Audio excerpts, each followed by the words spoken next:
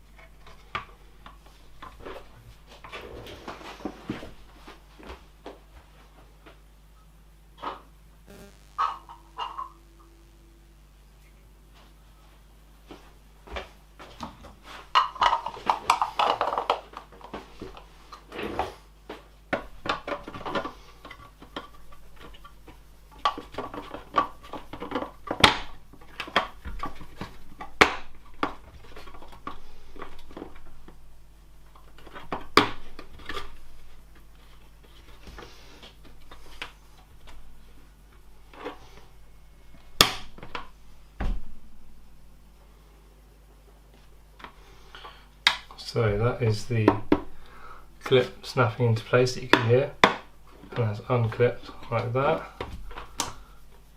And when these are both raised, it lifts this out of the body and breaks the O-ring seal.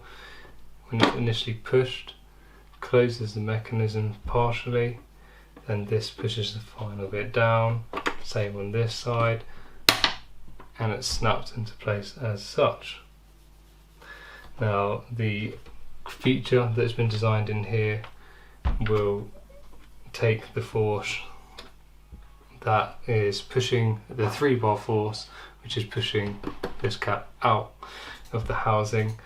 Because of the way it's been designed, it's designed to shear, and the shear strength of this material, which is going to be glass filled nylon, is very high, therefore it will be able to take the load. So it's unclipped, it's moved into this position here, and then the 2 levers are used to raise the cap out of the body, therefore breaking the O-ring seal. Just so you can see the light detail that goes on within this, I've made a quick functional model, electronics model, so that goes in there. Clips up on top, that will slot into here, and in the real thing these will be copper, so you won't be able to see the light coming through there, but you can see that the light is pulsating, which is what happens when it indicates that it is currently in use and working. And then finally, there we go.